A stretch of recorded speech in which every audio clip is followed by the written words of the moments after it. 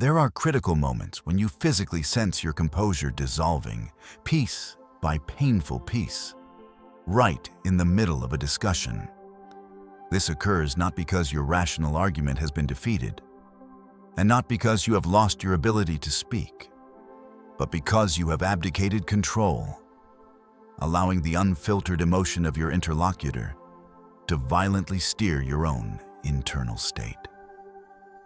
You attempt to defend yourself, yet the very act of speaking only amplifies your internal weakness. It is the overwhelming sensation of being caught in the eye of a storm, where every word you deploy only serves to fuel the destructive wind. You may elect silence, but that silence is fraught with simmering resentment. You choose to speak, but those words drag you further away from your center of control. In that instant, you suffer a profound loss. Not the loss of the verbal argument, but the crushing defeat in the internal battle for self-mastery. The Stoics recognize this universal struggle with absolute clarity. Marcus Aurelius once wrote, "When someone hurts you, remember you allowed it."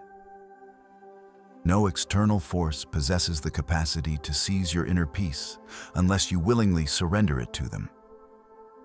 Therefore, our mission today is to forcefully reclaim that power. We will achieve this not by deploying more aggressive language, but by developing sharper awareness. Our focus is not the control of others, but the radical mastery of self. We will do this using 3 simple, calm, yet utterly unstoppable questions. Force the conversation to restart. Visualize this common scenario. A discussion rapidly spirals beyond the bounds of rationality. Their pitch increases, their breath quickens, and their eyes bore into you, demanding a challenge. Deep inside, you are certain that uttering just one more reactive word means losing your personal command. This is the critical moment to hit the psychological reset button. When your computer malfunctions, you don't frantically hammer keys hoping for a fix. You hold the power button, force the shutdown, and initiate a system restart.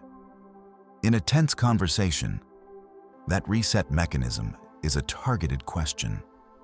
A concise, intelligently worded question that slices through the immediate emotional chaos. Deploy one of these. Are you fundamentally against us discussing this calmly?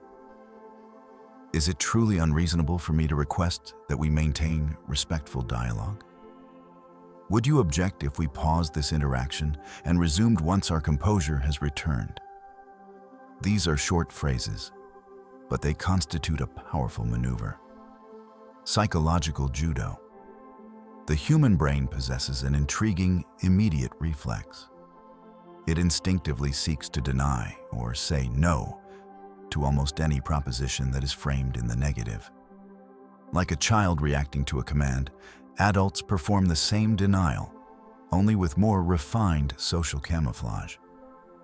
When you ask, "Are you against talking calmly?" their automatic internal answer is, "No." In that small, seemingly inconsequential "no," the psychological dynamic instantly reverses, transferring the balance of power back to your center. To formulate that answer, they are compelled to stop their emotional momentum, process the request, and think. That mandated pause, that minute interruption, is precisely where the emotional tempest loses its force and breaks. Marcus Aurelius perfectly captured this truth. Between stimulus and response, there is a space, and in that space lies your freedom. By asking, "Are you against?" you forcefully create that necessary cognitive space. You require the conversation to breathe. You allow reason the crucial opportunity to enter the interaction. You are no longer being carried away by the emotional current. You have re-established your internal stability. Here is the paradox. You do not need to win the argument. You only need to slow the interaction down. Slowing down is, in fact, the ultimate victory. People forfeit control when emotion accelerates their pace. The Stoic, conversely, moves in the opposite direction.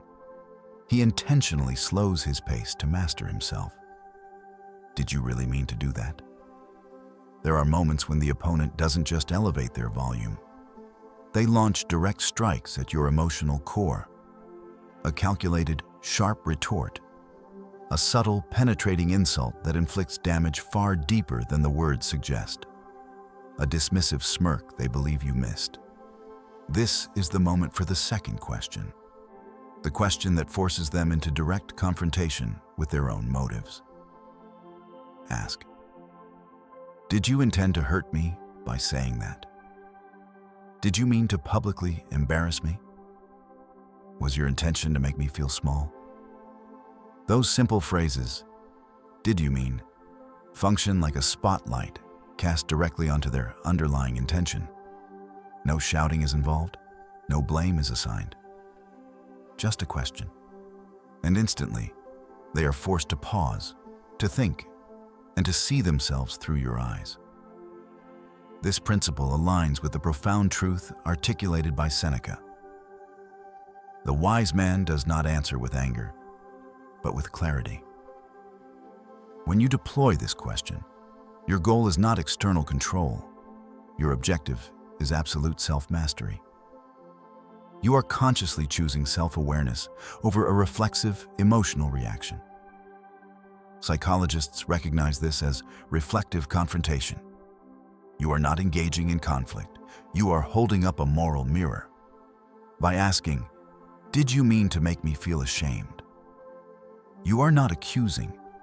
You are extending an invitation for them to reflect. Even if their denial is immediate, their mind will waver. Even if they choose silence, their internal state has shifted. This is the essence of Stoic communication. They do not attack. They reflect. They do not argue to establish who is factually right. They maintain composure and permit the truth to surface organically. Are we standing on equal ground? This is the necessary question to deploy when someone actively attempts to overpower you. They may utilize a dominant tone, leverage their superior status, or assert their positional authority to push you down. Ask this question with utter calmness, unwavering steadiness, and without any trace of fear. Ask, are we truly having this conversation on equal footing? I need to confirm, are we both walking in the same constructive direction here? Are we currently standing side by side in this discussion? Or is one of us positioned above the other? These inquiries invoke the powerful image of balance and equality. They subtly hold up a mirror, forcing the other party to recognize that they have been attempting to psychologically dominate you. When they instinctively retreat even a half step, the energy between you immediately resets. The tension dissipates.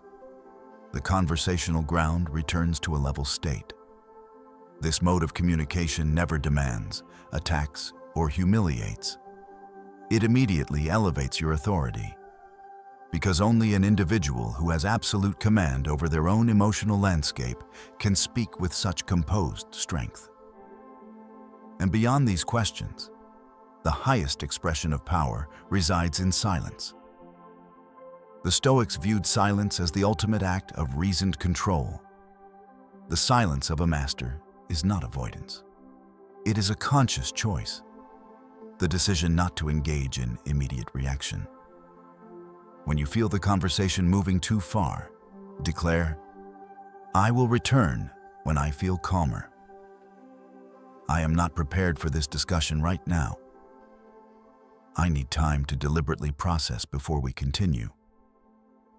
This is not retreating. It is commanding your internal system to halt. The person who cannot control his emotions reacts instantly.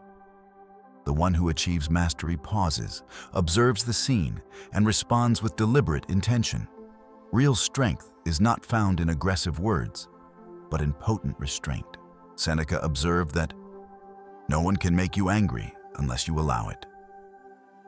Every time you forfeit your temper, you are signing an invisible contract, effectively handing the remote control of your emotional state over to someone else. But when you stop, take a breath and simply ask, are you against us talking calmly? You do not just reclaim control of the dialogue, you reclaim the internal throne within yourself. The victory of self-mastery. Ultimately, the goal is to take back control in any high-stakes conversation through 3 core tactics. The intelligent negative. A question that forces the opponent to stop and self-correct, such as, are you against us talking calmly? The question of motive. The mirror. An inquiry that compels them to confront their own behavior, such as, did you mean to make me feel small? Deliberate silence. Creating essential cognitive space, allowing the external noise to dissipate until your profound composure returns, and with it, your command. The world is saturated with people who love to talk, but very few who understand the gravity of controlled silence. Everyone craves victory in an argument, but only a few grasp that the true, lasting victory is the mastery of oneself. Every single conversation is a test, a quiet, profound test of one singular factor: how truly unshakable your inner peace is. Remember, you cannot possibly dictate what others choose to say, but you always retain absolute control over when you choose to speak. You cannot force anyone to listen to you, but you can always choose the moment to remain silent. Each time you intentionally choose reason over volatile reaction, you advance toward that ultimate goal: Stoic freedom through self-control. Hold your ground, stay calm, and allow your silence to communicate louder than anything else.